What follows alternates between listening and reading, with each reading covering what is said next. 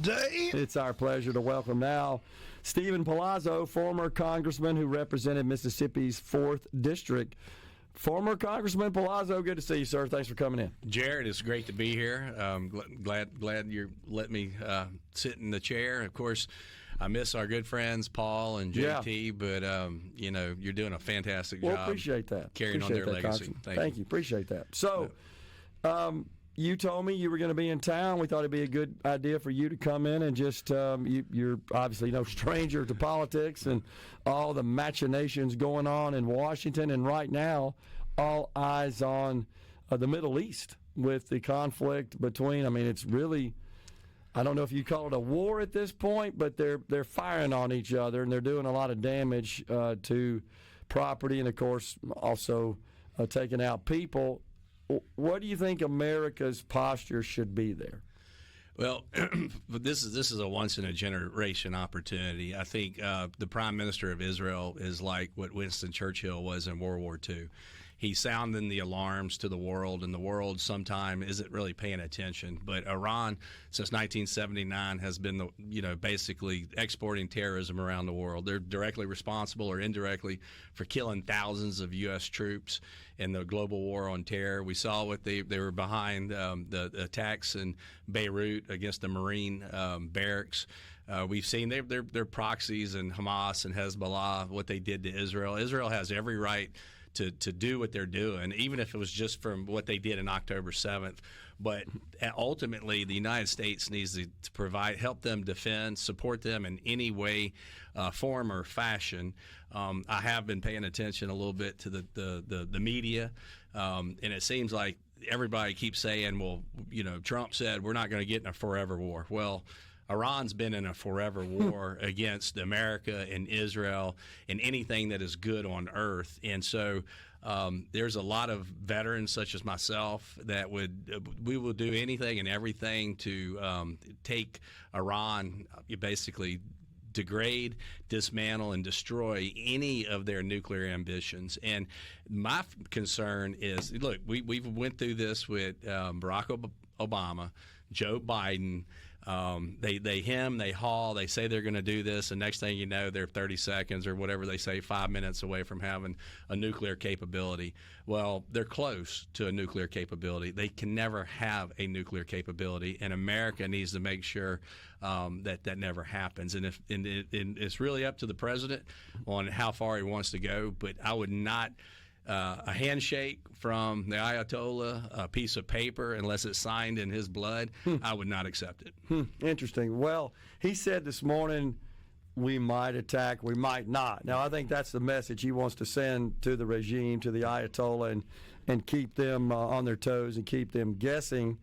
But it does appear we're supporting Israel to some extent, right, with armaments and military assets and also intelligence. I mean, that's pretty typical. Yeah, absolutely. And we have troops on the ground. I mean, we have military personnel. I mean, they're part of the embassy. They're part of other things, advisors. They're running the THAADs. They're running some of the defense systems that are helping Israel defend its population. But again, we have people even in the Republican Party that say, well, let's this isn't our fight. Well, this fight, if we can't support Israel and eliminate this global threat, this threat will come to our door one day. Just as we've seen under Joe Biden, the invasion at our southern border and how we're having to deal with the transnational cartels and the rapists and the pedophiles and the drug dealers. Well, this is a different threat. This threat is, could be nuclear, but it would definitely be bloody. Well, I believe it's the Ayatollah said something to the effect, if you attack us, we will unleash irreparable harm, I should say, damage to the United States. What bothers me, Congressman, is that the open borders during the Biden administration have allowed maybe certain sort of terrorist operators into this country that the Ayatollah and the regime could order to attack inside our country. Should we do anything militarily against them? Well, absolutely. I mean, are there sleeper cells in America? I would probably say, yeah, I'd lean towards there's absolutely. Were they here before the open borders? Yes. I mean, look, they're playing the long game. And then if you can take the strongest nation on earth and kind of degrade it, divide it against itself, which they're doing extremely well. I mean, look at all the protests that are funded by Soros and communists and and NGOs that have connections with countries that really would like to see America toppled or knocked down a few notches. So yeah, it's here. But look, the threat, we got to meet it head on. And there's never been two individuals that can take this threat to eliminate the long-term threat that Iran poses, not just to Israel, but to Western Europe, to Western civilization, and to America. And Trump and the Prime Minister of Israel can eliminate this and change the course of history for generations. Are you concerned that Americans may be a bit weary and skeptical given the situation that happened with Iraq, that we were told that they had weapons of mass destruction and really no evidence came out that indicated that after we took action in Iraq, and a lot of people I think are still kind of upset about that. Is that a risk here? I think, I mean, you kind of been hearing that, like, from some, again, on the Republican talk, shows. It's like, well, we don't want to get in a forever war. We don't want to commit troops to the ground. Well, you talk to your veterans. There's a reason why we have a military, and you want to use it for good. You want to use it to defend America, American interests, and that includes up to our allies. And if we're not fighting the enemy on their grounds, they're going to be fighting us on our turf, our backyard. We don't want that. But we can use technology. We can support and defend Israel, again, provide them with the weapons that they need and the technical capabilities. But a full ground assault, I don't believe that's necessary. But whatever it takes to eliminate this global threat, I think should be on the table. Okay, so are you aware that Israel has asked for anything over and above what we're currently providing? Is this something that perhaps our president and his advisors on the military side are contemplating? Listen, I think everything's on the table. Okay, and that's what the president says. And unlike Obama and Joe Biden, this president doesn't like advertising. He likes to negotiate. He likes to keep people off guard, but he's not going to tell you our war plan. He's not going to tell you what we're going to do. And just as we were walking into the studio, they were launching another ballistic attack on central Israel. They're going to run out of rockets, but there's everything. So we're just looking at Israel and Iran, but we got to be looking at, okay, there's still a war in Ukraine. China's still eyeing Taiwan. We still got North Korea. They're probably all like, well, they want attention too. So it's a delicate balance that we have to have. But I don't think the other Arab countries, the other Muslim countries would lose sleep over the fact that if we were able to degrade and dismantle Iran's nuclear capability. Because if they get nuclear, everybody else is going to want nuclear, and it's not going to be a pretty day for the world 10, 20 years from now. And, no, I agree. We want to fight this battle. And again, we don't want to fight a battle, but we don't want our children having to do what we may have had the ability to do, but not the will. There's no doubt that the regime, at least, not the country, because I don't think the country's, the people of the country, I don't think they're aligned with the regime. I think they'd like to see Iran return to the pre-radical Islamist regime in control and in charge. I think their quality of life was better. But they're a menace to the world, honestly. Right. And them having a nuclear weapon, it just escalates the degree to which they are a menace, certainly in the region, but that's to the whole world when you start talking about nuclear warheads and nuclear weapons. Yeah, it's some of the worst things you could possibly think of if they have this. And if they're blustering at their own risk. If they don't have these capabilities, if they're not, but I do think because of the theocracy that they have, the fact that they're kind of contained within their own, they have a bunch of, yes men around the Ayatollah. They need to see what could happen to them, and if they even care about their people, they would definitely de-escalate immediately. Well, let's hope they do, and heed the president's warning there. If you can hang around, we can talk about some stuff going on up in Washington. Really want to dig into what's happening with FEMA. Looks like that's getting an overhaul. Yeah. We're coming right back. We got former Congressman Stephen Palazzo in the Element Wealth studio. Former Congressman Stephen Palazzo is our guest. So, I mean, you've served in the House and got a lot of experience there with how the sausage is made. How difficult is it, Congressman, when you've got such a small margin, as is the case in the House, that every piece of legislation the Speaker puts on the floor there, he can't afford but to lose 2-3, depending on the number present and so forth, and the seats that might be open at any point in time. Seems like that's always the case. That really does complicate matters, doesn't it?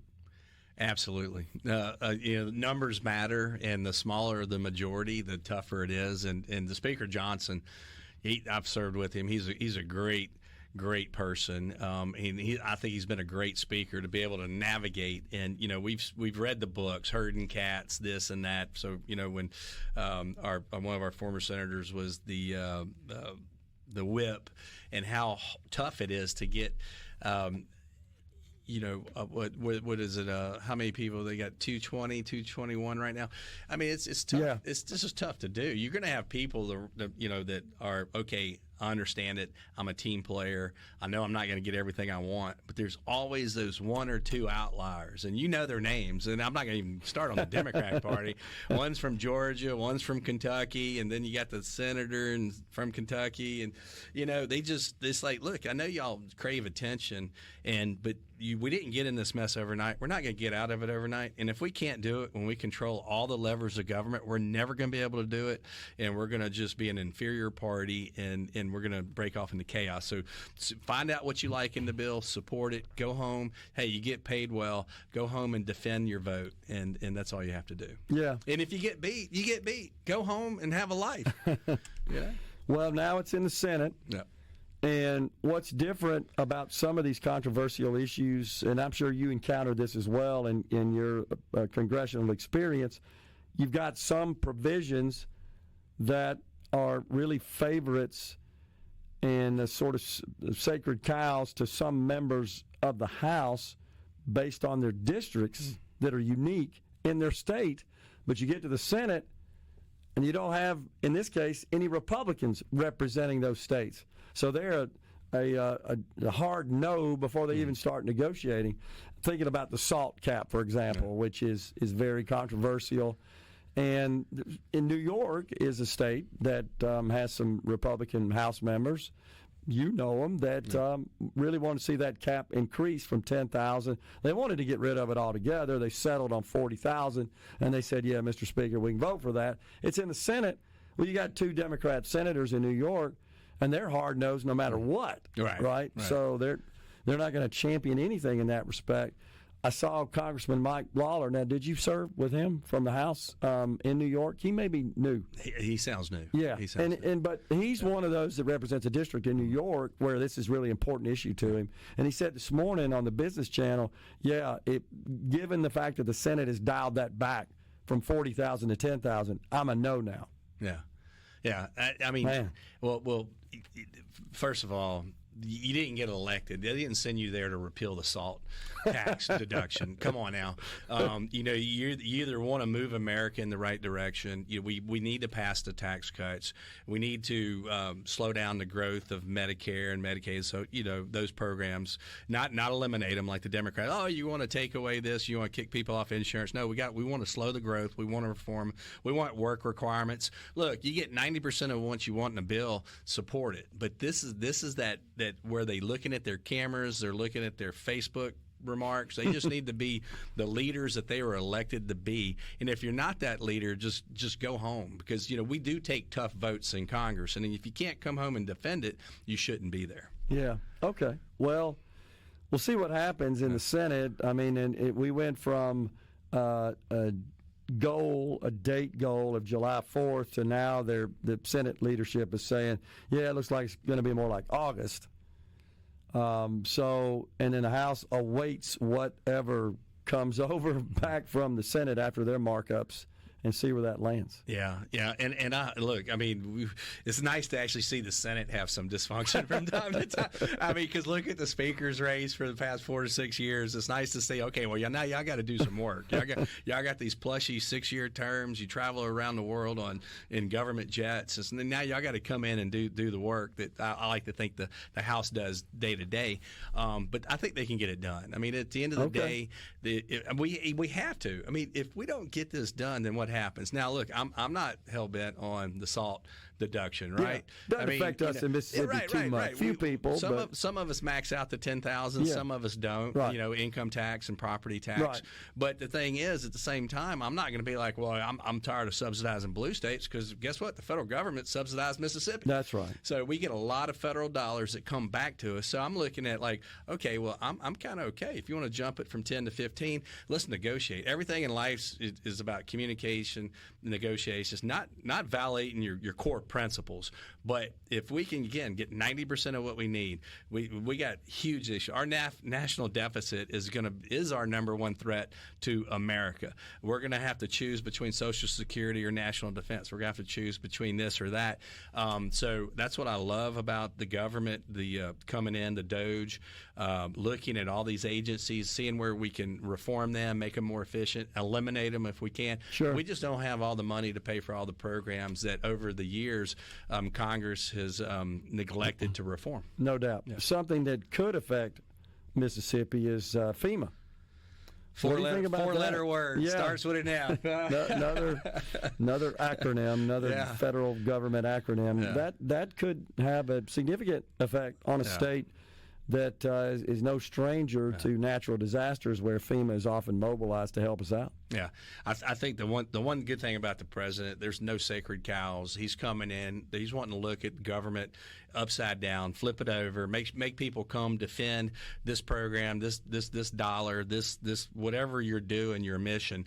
And a lot of what the president's doing is because Congress has abdicated their congressional oversight over the years. We don't reauthorize agencies. It used to be, it didn't matter whether you're a Democrat or Republican. A federal agency, whether it's Department of Justice or whether it's Department of Homeland Security, they have to come in and justify their budget, justify their actions and their missions.